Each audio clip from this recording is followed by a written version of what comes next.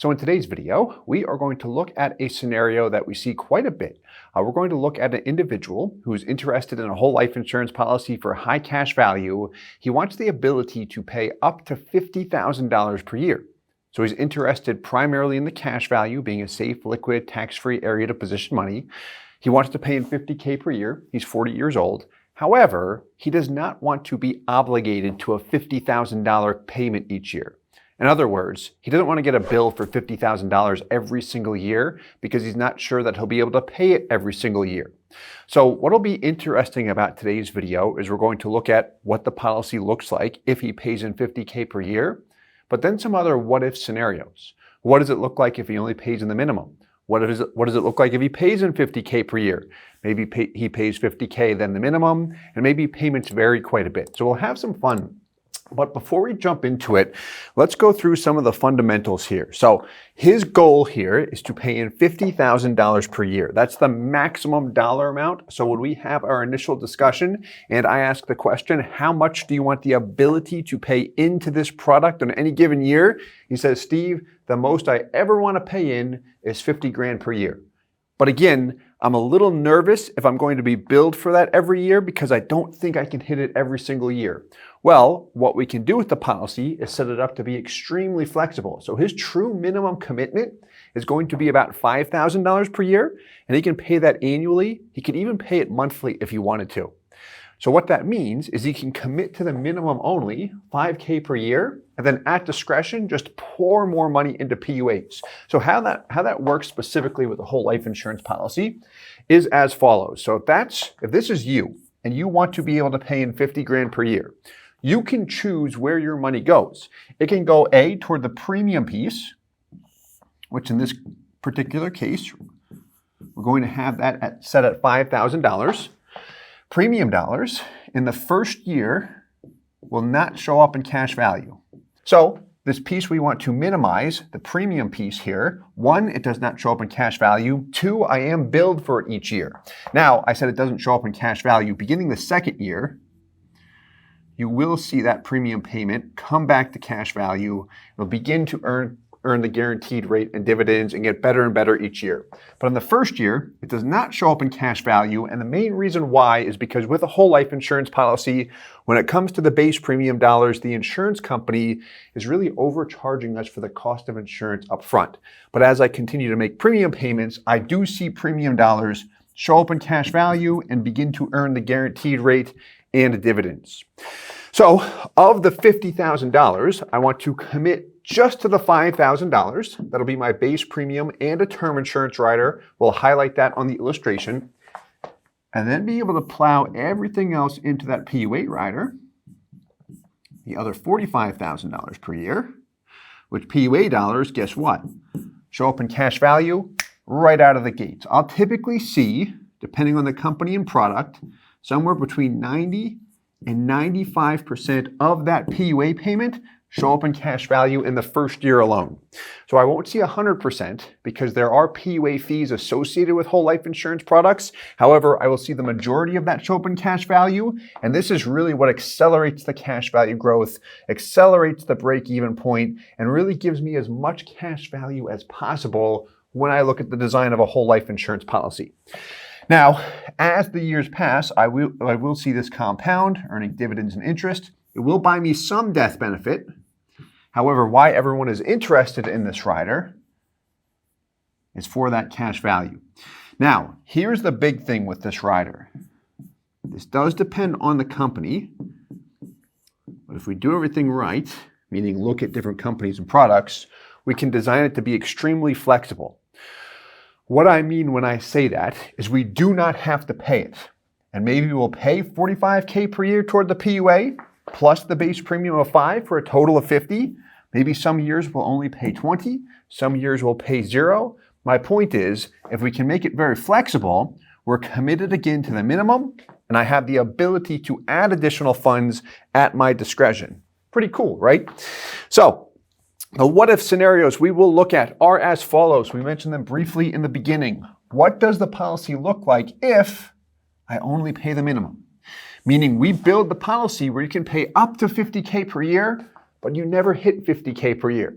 the numbers will look very bad. We'll show you exactly what they'll look like. But number two, what's it look like if I stopped after 5 years? Specifically, what we'll look at here is if you max fund it at $50K per year for 5 years, that will be a total of $250 grand and then stop altogether. What if I do the same thing, fund it for 5 years, but then keep adding more, just the minimum premium? Or what if I'm in a situation where my cash flow fluctuates? If I could spell fluctuates correctly. My payments will change over time. I know I can hit the minimum, Steve. However, I cannot afford the $50K every single year. I might be able to, but I don't think I'm going to be able to do that. But if I sell a piece of property, if my business has a good quarter, yeah, I'll be able to throw excess funds into the policy, no problem. So show me those different scenarios. Let's show you the different scenarios. This will be fun. So what we've got here is a 40-year-old male, and we've got 3 initial scenarios up here. Beginning with the far left, we see $5,000 per year, minimum only. Now we're going to break this down very thoroughly, and the purpose of this exercise is to help you understand where your money is going in a policy. This is very important. In my opinion, it is probably the most important step to setting up a whole life insurance policy to ensure the cash value is maximized. So we've got the minimum payment. This includes the base premium plus the term insurance rider. I'm going to pull up the illustration in a second. But we've got the minimum payment. That's a combination of the base premium and term rider again. Additional PUA. That PUA rider stands for paid up additions rider. I like to refer to it as a cash dump-in because it's a great way to pour money in the policy, accelerating the cash value and the long-term death benefit. And then the total payment will tally up whatever I'm paying toward the minimum and also PUAs. In this case, it's just the minimum. So first year, I pay in $5K. Cash value is $254. What does not show up in cash value in the first year? The base premium. So let's take a look at the detailed ledger here so we can see exactly where our money is going. And what do we see as we look at this guy? All right, let's capture the whole thing. Much better, isn't it? Yeah. So where's my money going? Net premium or net after-tax outlay represents your true out-of-pocket each year. $5K in this particular illustration. The premium is up here. Kind of an oddball number. Where we came up with that number is because this particular illustration is with Guardian, and the most we can illustrate in PUA payments per year, if the policy is properly designed, is 10x the base premium in PUAs. So what we wanted to do here was set the policy up for this individual could pay up to $50,000 per year. So we took $50K, divided it by 11, and that's how we came up with the base premium in this particular example. Technical item, but there's our base premium. That buys us a whole life death benefit of about $230,000. What's your net death benefit though? You'll see it in the far right under net death benefit, kind of an oddball number. $1,025,000. Whole life death benefit purchased from your base premium, $230,000. How we got to the 1 million plus, we added this term insurance rider. And what this is a cost-effective way to add more death benefit. It's very, very cheap. But when one states, hey, the death benefit, I don't really care about that right now, or I do long-term, but I'm interested in the cash value, Steve. Purpose of a term rider is that it is a cheap way to raise the MEC limit. Death benefit has a direct relationship to that MEC limit on a policy, which is how we prevent a taxable event, because we want to be able to access the cash value tax-free all the way through. So, purpose of that term rider for the extra $350 is to get more death benefit, and all that means is you can pay up to $50,000 per year with this particular example. But this displays committing to the minimum. Only paying the minimum here. This way you can see if I don't add any extra funds, what do the numbers look like potentially? Net cash value, second to last column, represents the actual cash value that you have access to. And we do track this year over year. This is all based on the company's present dividend rate, which will adjust as the years pass. And we want to track the actual performance of any whole life insurance policy with any company. So we can scroll down here, but what you'll notice if you just look at the values year by year, you'll see everything matches the Excel comparison sheet. Going back to that. So here are our cash values, and what do you notice? It takes 16 to 17 years just to break even. By year 17, when this individual is 56 years old, he's paid in $85,000 and he has $87,000 and change in cash value. This is like a traditional old school whole life insurance policy. I like to refer to this often as a great example of what not to do, especially if you're interested in maximum cash value, because this does not have maximum cash value. Where this makes sense, because a lot of people we work with, if they want to pay up to $50K per year, they'll set it up like this. Meaning on their formal contract, they'll see the $5,000 per year payment billed. But why they do that is because their plan is to go with something like this. Here's the same policy, $5,000 minimum payment. Difference here, I'm throwing an additional $45,000 into PUAs for a total annual payment of $50K. Here's my first year cash value, almost $42,000. Year 2, I pay in $50K again. What happens? Year 1, you're at 41 and change. Year 2, you're at 91,000. Do you get your full $50K back in the second year? No. You take a loss of just about $800. How about year 3? You pay in $50K again. You're at 91, now you're at 141, but you gain several $100, about $600, almost $700 actually. Year 4, $50K. Now it's starting to pick up the pace. You get your $50K back plus a few $1,000s more. By year 5, continues to accelerate.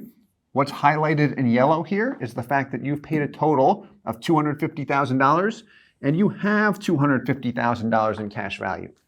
And then what happens here, in this particular example, we pay nothing thereafter. Cash value continues to grow. The death benefit, you'll see it drop after the 7th year. The reason for that has to do with the MEC test on a policy. So we referred to that MEC earlier, that modified endowment contract. If we back up a little bit, if your life insurance policy is considered a whole life insurance policy by the IRS and not that MEC, what that means is that you can access the cash value tax-free, assuming we don't cash it out, assuming it does not lapse with a gain on it due to an excessive loan, or assuming the policy has not become a modified endowment contract. If your policy is this MEC, what happens is that the cash value grows tax-deferred, and anything you access with respect to the gains, you have to pay ordinary income tax on, and a potential 10% penalty tax. So we don't want this to occur. How we prevent it is by staying under the MEC limit, and we can set that MEC limit wherever we want. How we do that is by setting the death benefit at the needed dollar amount. And that will vary based on your age, gender, the product and company you select. But in short, we've got the minimum death benefit to minimize costs so this individual can pay up to $50K per year.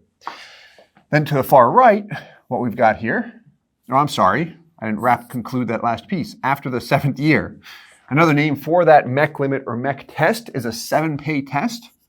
And really what that means is the first 7 years of a life insurance policy, if I paid in $50K in year 1, and then I drop the death benefit during the first 7 years, I'll trigger a MEC most likely. So what I can do here is just reduce it as early as possible in year 8 in this particular case. So now I'm reducing the death benefit, reducing the costs, cutting the drag I like to refer to it as, so my cash value can grow at a faster pace without as much drag. And I'll also state this. It's optional. We can illustrate this, but in reality, we would actually have to make that change at year 8, or perhaps it's at a later date. It's something we like to review year over year. If someone still wants to make payments, we might not do that right away. Then we've got the example on the far right, and look at the first 5 years with me. And let's just look at that to start. First 5 years, we don't have it highlighted in yellow, but that's okay. Do you notice a difference here? No. What I'll also add is that every option you see up here is the exact same policy And what this is demonstrating are different what-if scenarios. What does the policy look like? What does your money look like if you fund the policy at different amounts? And if you can kind of forecast that or see different scenarios up front, that helps. A lot of people have appreciated that because life happens, sometimes for better, sometimes for worse. But here, after the 5th year, we pay just the minimum. We keep that term rider on until it naturally burns out here. And I've got all whole life with respect to the death benefit, and it increases over time.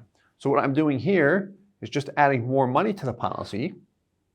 And there's pros and cons to both of these examples. If you really like to measure the internal rate of return, what you'll notice is the middle example will have a little bit stronger IRR. Typically, if you're going to fund a policy for a short period of time, you will see a higher IRR as a result compared to an example where you keep feeding it. But that's something we'll look at side by side, just like what we see here, but we'll add IRR columns to both examples so we can compare and contrast. We'll do that in some future videos in this same series. But we've got the 3 different scenarios here. Let's look at one more, shall we? Actually, first, let me just pull up one of the detailed ledgers so you can see the breakdown here. Here's my base premium. There's my term rider cost, a little bit lower in this example. The reason why is because we've poured more money into that unscheduled PUA payment. Unscheduled means it is optional. We're just illustrating a what-if scenario here. But what we've got here is as we dump more money into PUAs, it does buy you more whole life death benefit. And then your term rider here, let's go back up. Day 0, it's $796. After you make a big PUA payment, we do for the cash value, which is great, but that also buys us more whole life death benefit. You'll see it in this column here. And then your term decreases proportionately by the amount the whole life goes up. Add that 128 to the 228, and then subtract that 128 from this term amount over here, and that's your new term. If the term goes down, we will see the net cost go down as well. Going back to the minimum example, there's the term cost. It's a bit higher there because we're only paying the minimum. If it gets too high, we just do what we see here is we just cut it or partially reduce it. Fun stuff, right? Let's look at one more scenario, a what-if scenario. So this one will be cool. Did you know you can do this with a whole life insurance policy? Look at the total payments here in blue. $50K in the first year, then $20K, then $5K, then $50, then $10. We've got varying dollar amounts. So in this particular case, what the individual is doing is as follows. He's committing just to the minimum. So this is what he's billed for each year. He can even pay it monthly if he wants to, but he says, hey, I can commit to this no problem. I've got $50K sitting in excess cash right now. I'd like to start my policy off with that. Here we go. Pays an additional $45K in PUA, so he's got the minimum of 5, plus the PUA payment, total of 50. First year cash value, there's that $42,000, similar to the other examples we looked at. Year 2, pays the minimum. Over the course of the year, he finds he has another $15,000 he can add to PUAs for a total of 20. Total input now is $70,000. Total cash value is $63,000 approximately. So he's about $7,000 in the hole. Quick side note here. These illustrations are pulled from the company's illustration software, and that always assumes that additional PUA payments are made at the beginning of each policy year, your premium due date. If you're adding PUA payments sporadically over the course of the year, you will see your values a little bit less than what we see here.